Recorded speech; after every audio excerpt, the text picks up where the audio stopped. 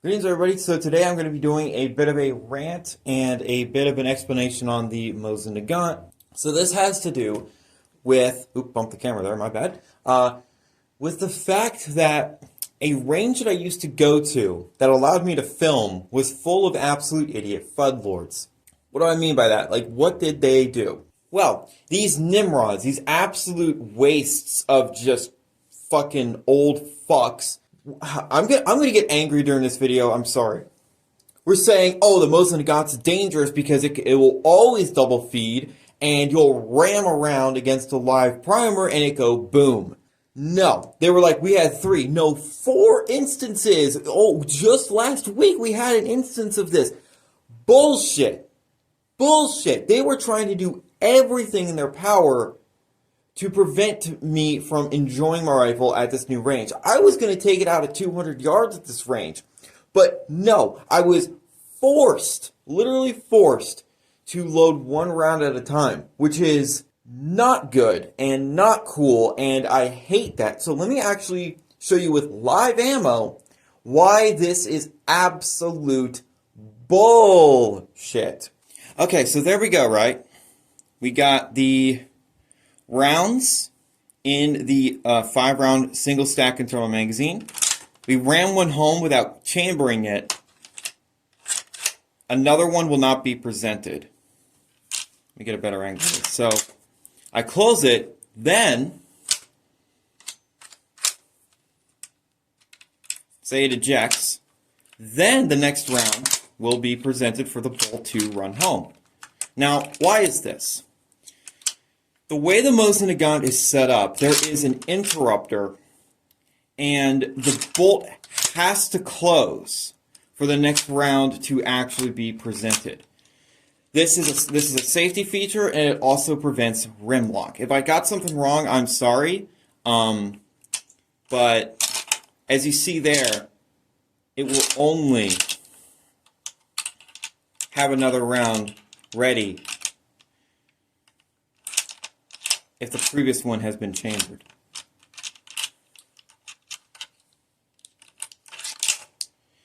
You see, I removed the round. And then when I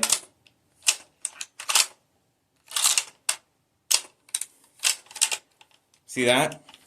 Let me show you again. So we have a round ready, chambers, and then it will eject. I'm putting my finger there so it doesn't fling across the room.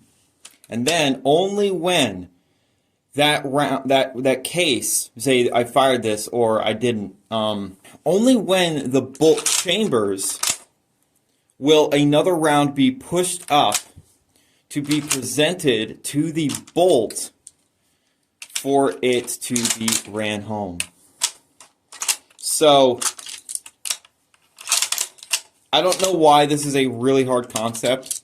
I don't really understand what they were talking about, because, like, from what I'm seeing and from what I know about the Mosin, you are not going to be getting this rifle to double feed ever. So this was just a case of idiots being idiots and refusing to let me demonstrate and to let me actually explain things to them. They literally hit me with, listen here, young man, you know, in that accusatory, I'm better than thou, boomer fucking asshole tone. And I literally said to them, I've put over 1,100 rounds through this rifle so far. You know what these fuckers said to me? You got lucky. No, no, no, bye, bitch. I'm never fucking giving you guys any money ever again. No. This is absolute hogwash bullshit. The Mosin will only have another round presented to the bolt if the bolt has been chambered. If you have chambered a round fully, not just seated in, but also close the bolt completely. Then a new round will be ready to go as soon as you fire or eject and then run another round in. That's just how it is designed. And I'm pretty sure it's designed that way because it is a rimmed cartridge, and interrupter would prevent a rim block situation, and all of that shit. The Mosin is designed extremely smartly for its caliber. Now, can these old rifles explode? Yes, any old rifle can explode. Well, all rifles can explode. Try to chamber 300 blackout into a 5.56 chamber, which you can do, but you'll break your rifle because you'll be trying to squeeze a 30 cal down to the 223 caliber. So yeah, don't do that. I think everybody knows not to do that, but just don't do that. Anyway, there's only a really few ways that these rifles could explode. Improper ammunition.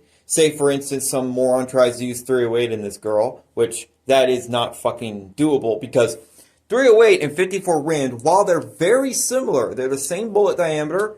Actually, I think 54 rimmed is actually a 311 diameter. It doesn't matter. Think roundabout, but it is rimmed. This rim is part of the gas seal, and the bolt is designed for a rimmed case. I showed this in a video why you can't use 308 in a Mosin. I didn't show it as well as I could have. If I had dummies, I would have really shown why. But anyway, it's also slightly longer. 308, or 762 NATO is 762 by 51, and it is a straight wall rimless cartridge. This is 762 by 54 rimmed. I don't know why you could get these mixed up. They don't even look the same. This one is significantly more tapered, and it also has this big old rim on it, and it just does not look like 308 to me. But maybe it's just because I've been around 308 a lot. Another way these old rifles can explode, or any rifle can explode, I should stop saying these old rifles, improper hand loads. Say you use a bullet that's a little too large, which shouldn't actually be possible because you're using a mold to make those rounds, or you're buying them from a company. Or you use just way too much gunpowder. Now, the Mosin is a strong action. Shut up, idiots. It is a pretty damn strong action. But it is designed for a, let's just say average here, 182 grain round moving 2,700 feet per second or something like that. So, if you're going to hand load for a Mosin or any other caliber, what you should do is get some, get some surplus or something, and then basically base it off of that in terms of grain weight and bullet weight and all that. And I'm pretty sure everybody knows the things with hand loads.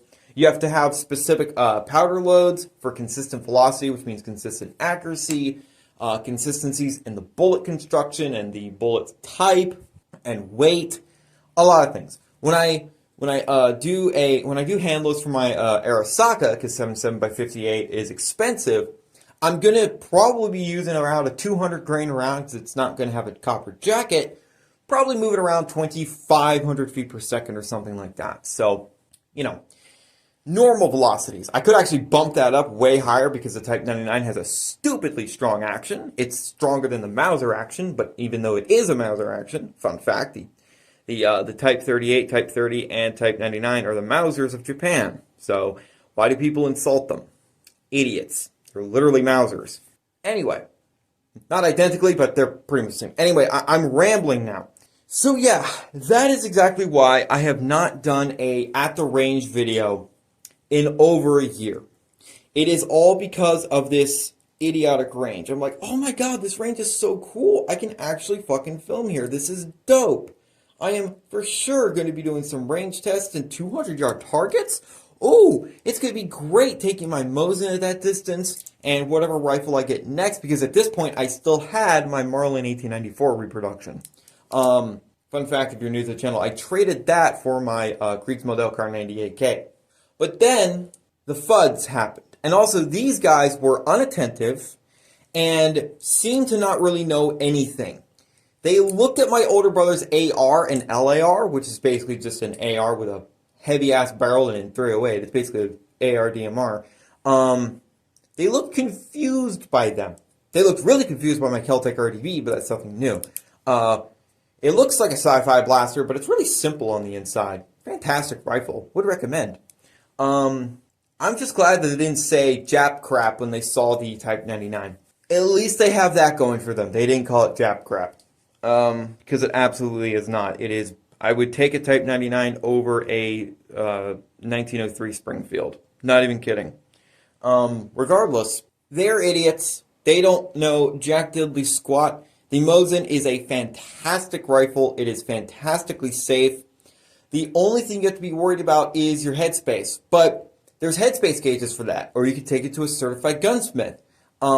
If your bolt is mismatched to the receiver, double check your headspace before taking it out to shoot. Because headspace, if the headspace is wrong, something bad may or may not happen. So just be careful with your headspace. That's really it. So basically, too long didn't read. Fuds didn't know shit when it came to the Mosin-Nagant and swore they were all dangerous because they will always double feed and you will always have a primer go explode with a Spitzer round hitting the primer. You know, this action. But you basically have to ram the bolt really hard for that to happen. Now you might be asking, what if you have a really bad ejector or extractor? I don't even think then, because you'd fire the round, so there'd be no primer. So worst case scenario, you'd be jamming a round into the back of a blown primer, a primer that is already detonated. So yeah, but I'm sure you'd be able to find a replacement extractor for a Mosin. Mosins are everywhere. Parts are fairly cheap. I'm pretty sure you can't. Wait a minute, hold on. Yeah, looking at it, this is the extractor. You could absolutely replace this. Say if this was sheared a little bit, then you could actually just replace that and, you know, you would have absolutely zero problems. So I'm going to stop this video here. I hope I did a good job of explaining why this is bullshit, and I'm sure everybody now is definitely like, oh yeah, no, you're right, you're absolutely right. These dudes are absolute idiots, fuds, they don't know shit. Yeah, exactly. Thank you guys so much for watching. And remember, in Trilby, we trust.